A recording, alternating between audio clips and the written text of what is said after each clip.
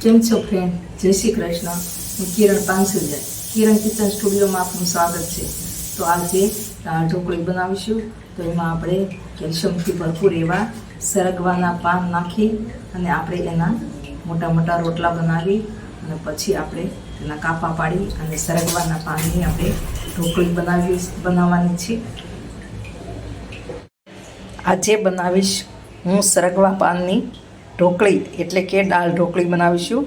સરગવાના પાન લઈ અને આપણે તેનો કણક બાંધી અને તેની ઢોકળી બનાવીશું અને એની દાળ ઢોકળી બનાવીશું. તો કઈ રીતે બનાવવી તે હું તમારી જોડે શેર કરીશ. તો મારો વિડીયો લાઈક કરજો, શેર કરજો, ચેનલને સબસ્ક્રાઈબ કરજો, બેલ આઇકોન દબાવવાનું ભૂલતા નહીં અને કમેન્ટમાં લખજો મારી રેસીપી કેવી લાગી. આ એક કુકર લીધું છે, તેમાં આપણે 2 વાટકી તુવેરની દાળ નાખીશું.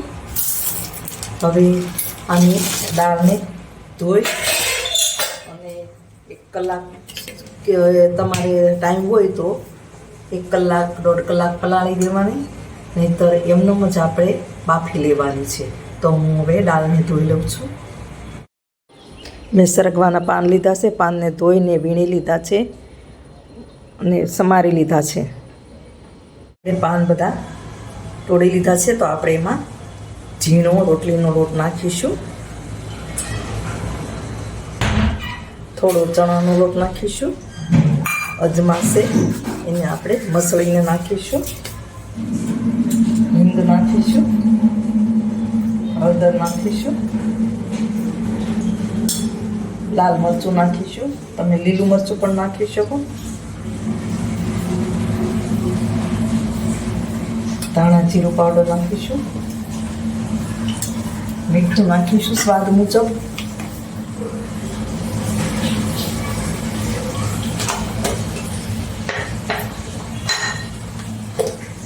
હવે મોણ માટે તેલ નાખીશું.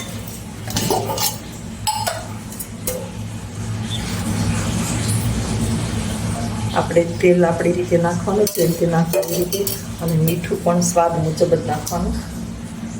એ બધું મિક્સ કરી લઈશું.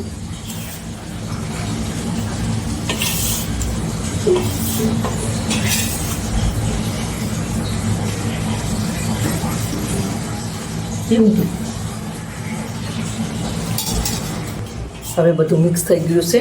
તો હવે આપણે લોટ બાંધી લઈશું.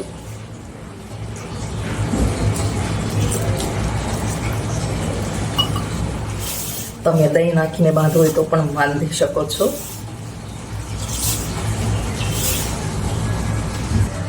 હવે આપણું કણક તૈયાર થઈ ગયું છે. ઉપર થોડુંક આપણે તેલ નાખી અને કૂણવી લઈએ, એટલે કે મસળી લઈએ સારોથી આ રીતે.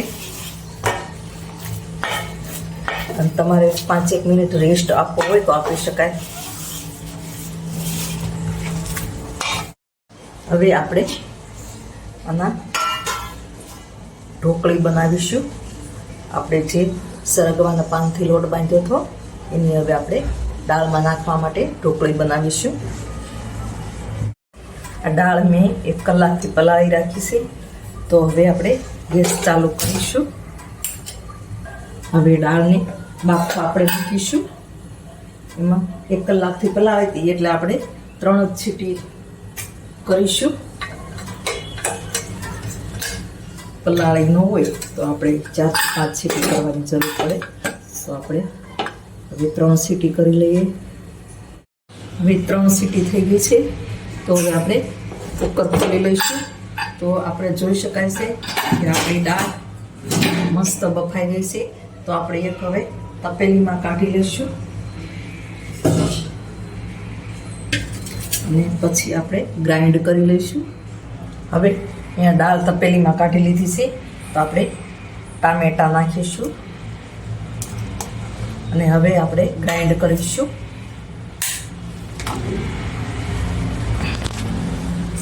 બ્લેન્ડરથી ગ્રાઇન્ડ કરીશું. હવે આપણે પાણી નાખી અને ગ્રાઇન્ડર ધોઈ લઈશું અને એ પાણી દાળમાં નાખીશું આ રીતે. હવે આપણે દાળ ઉકળવા મૂકી દઈશું.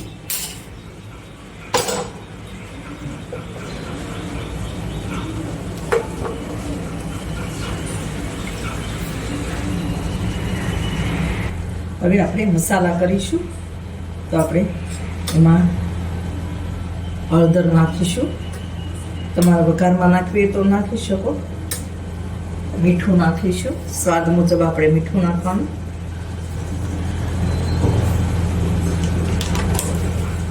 ગોળ નાખીશું આપણે. તમે ખાંડ પણ નાખી શકો.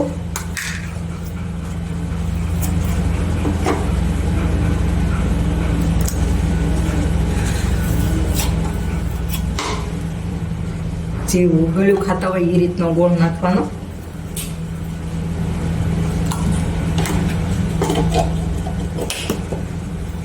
હવે આપણે સિંગદાણા નાખીશું અને લીલા મરચાં નાખીશું. તરી પત્તા નાખીશું.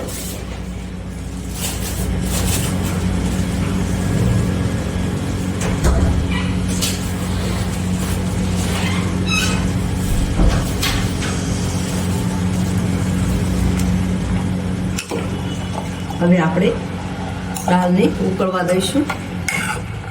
હવે જે ઢોકળીનો લોટ બાંધ્યો હતો એના આપણે લુવા કરી લઈશું અને પછી વણી લઈશું. વચ્ચે વચ્ચે આપણે દાળ હલાવતા જઈશું અને આપણે આ રીતની ઢોકળી વણતા જઈશું.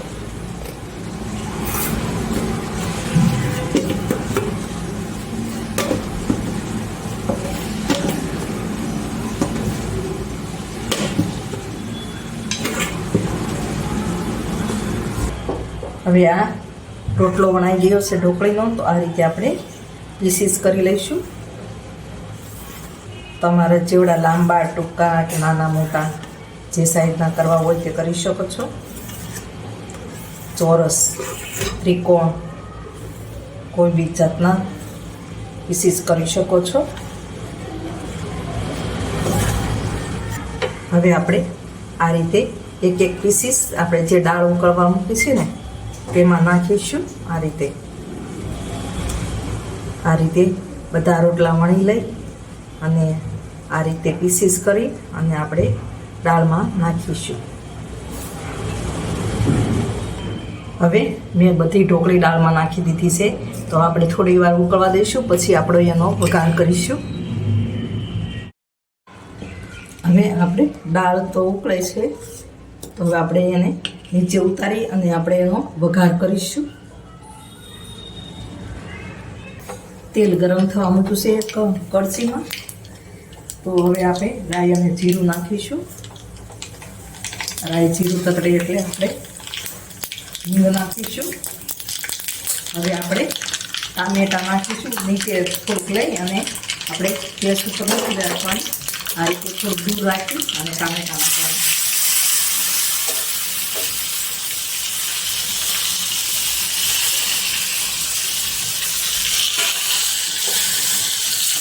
ગેસ એકદમ સ્લો કરી દેવાનો.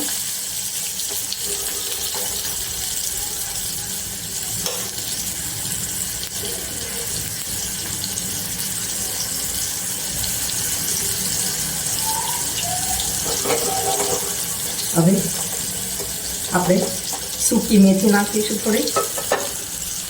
એની સ્મેલ બહુ સરસ લાગે છે આપણને. હવે આપણે તમાલપત્ર નાખીશું. છેલ્લે આપણે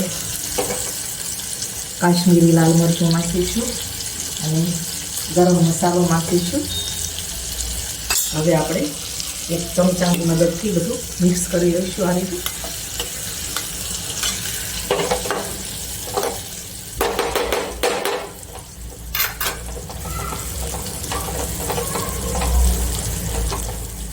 હવે આપણો વઘાર બનીને તૈયાર છે.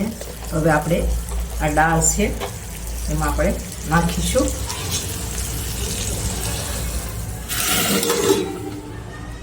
આ રીતે હવે આપણે થોડી વાર પછી ઉકળવા મૂકીશું. તમે જોઈ શકો છો દાળનો વઘાર કેવો મસ્ત બને.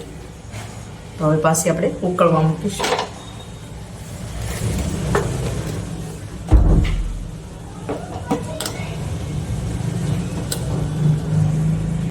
હવે લીંબુનો રસ નાખીશું આપણે. તમે જેવું ખાટું ખાતા હોય એ પ્રમાણે નાખવાનો. 1 લીંબુ, 2 લીંબુ, અડધું લીંબુ, જે રીતે.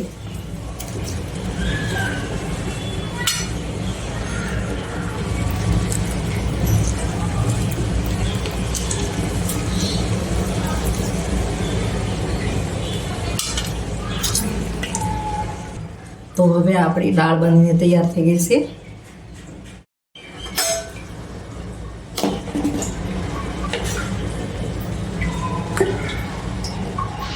હવે આપણે સર્વ કરીશું.